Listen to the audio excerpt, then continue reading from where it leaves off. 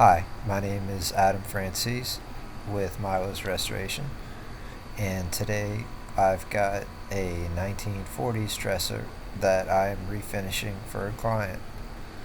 They wanted a lighter kind of old world style dresser, and I'm going to try my best to give them that with this.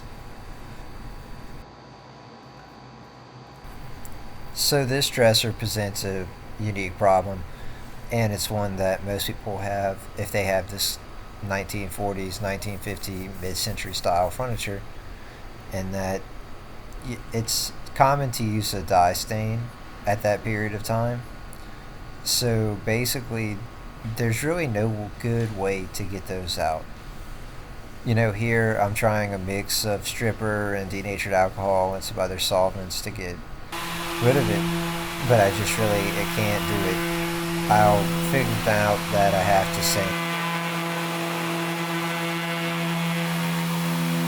Here, I'm just testing a mix of stains. I didn't really like any of them, and neither did the client.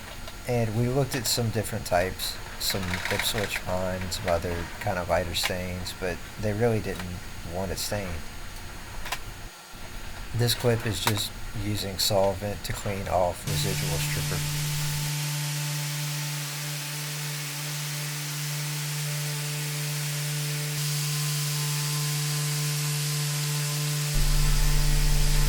So, after cleaning up all the stripper and getting all that mess out, I sanded off where I had sampled the stains at, and I got some pictures from the client and got decided on the direction that I was going to go with it. I used a mix of basically all of my sanders to get all of the dye stain off and try to remove everything.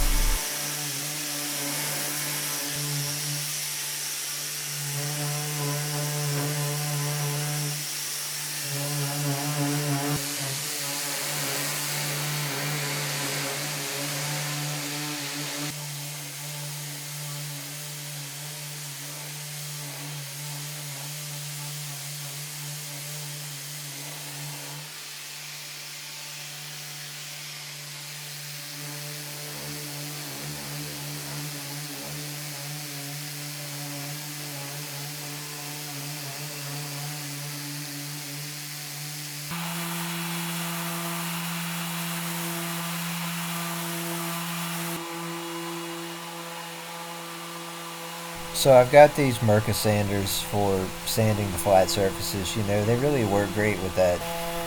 Um, the Surf Prep sanders are a little bit slower in the corners, you know.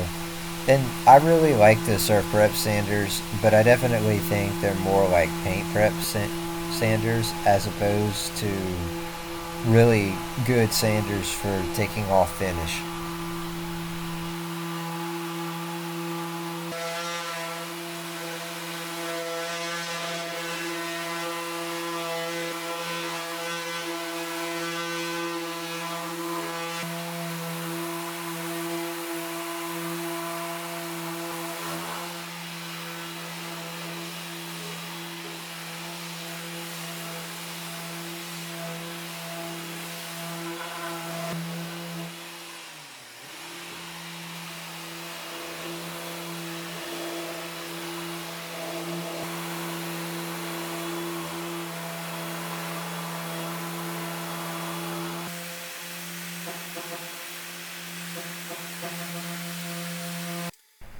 So this is another reason I really don't like using paint strippers. You know, I really try to avoid using solvents, and I don't make any specific recommendations on using them. Um, Generally speaking, when you're going to use a paint stripper, it's going to make a mess. Even the more environmentally friendly ones do. And the only way that I really know how to get rid of that is using salt.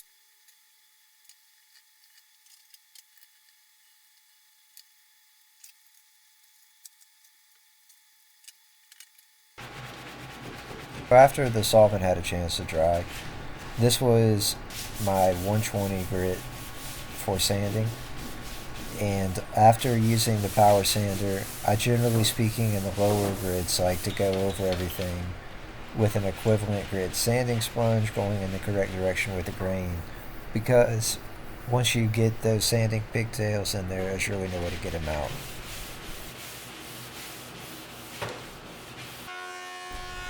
So if you didn't notice from that last clip, the trim is gone.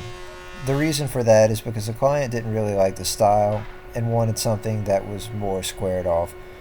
So the problem that I have here is that in the 1940s and 1950s, they really used whatever wood that was available. And with most of the furniture studios being in like North Carolina or the northeastern United States, they used a lot of species like sycamore, elm, hickory, and other kind of random lighter hardwood and softwood species.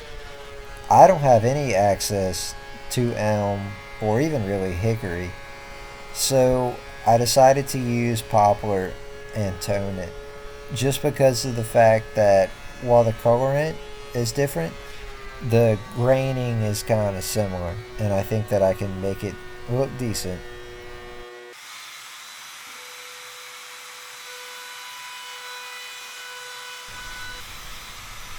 So I just used a router to put a little round over on it, and I'm not the proudest of these miters. I've definitely done better, but you know, there's really no square corners on here, so I kind of figured that I was going to round the corners anyway.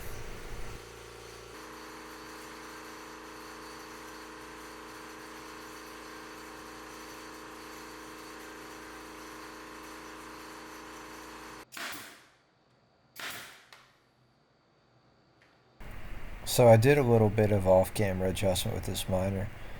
There was a pretty big gap in it because the popper board actually had a really big bow in it. I just kind of skip planed it on the joiner. I didn't really try to take it out like I should have.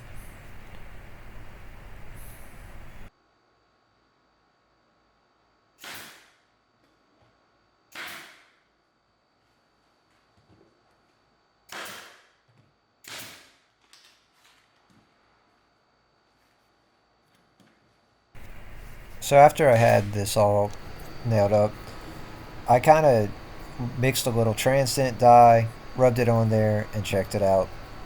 It was okay, but it definitely needed some adjusting, which is okay because you can always lighten it with denatured alcohol or sand it off.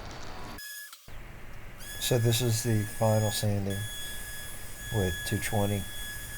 I've gone through 180, used the sanding sponge in between with the equivalent grit that I use on the power sander, and I'm probably gonna fix up the trans tint dye on the trim in some areas and get it ready for its seal coat.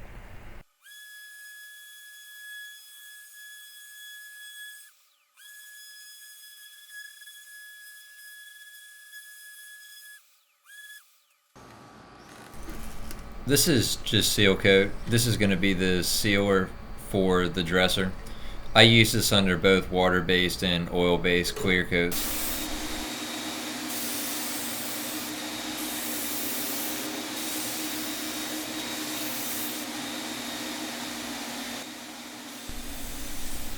Not much to comment on here. I'm just using a 1.0 needle in my Apollo. I've got the PSI set very low. You really don't need a lot of pressure for clears.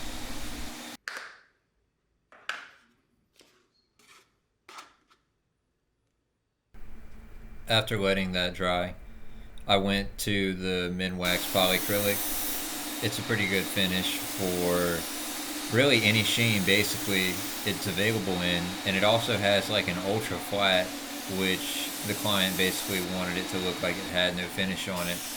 And it looks shiny when you apply it, but that's just because of the liquid top layer from the HVLP sprayer. It'll dry basically to look like it really has no finish at all.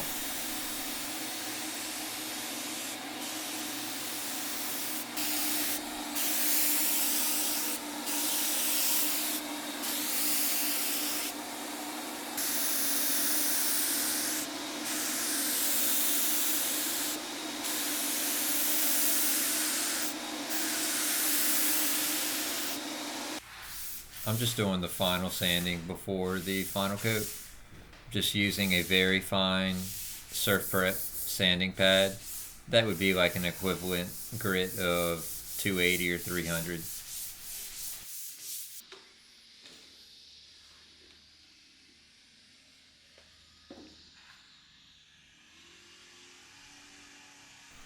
This is the second and final coat of the Minwax polyacrylic.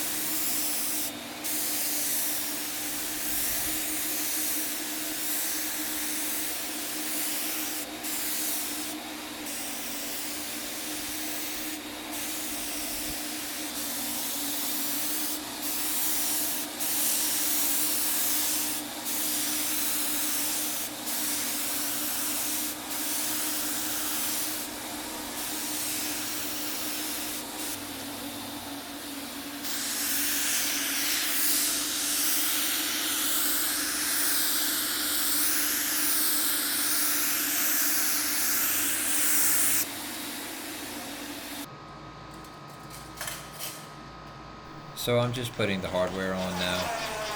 The probably worst thing about these hardware was that it does have exposed screws.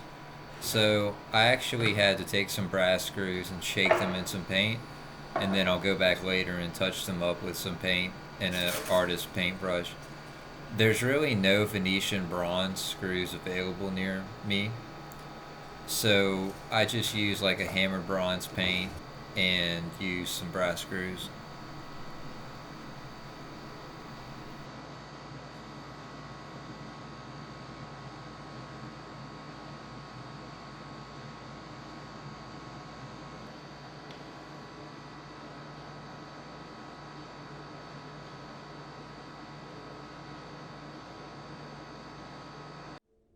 Here's the final dresser. Thanks for watching.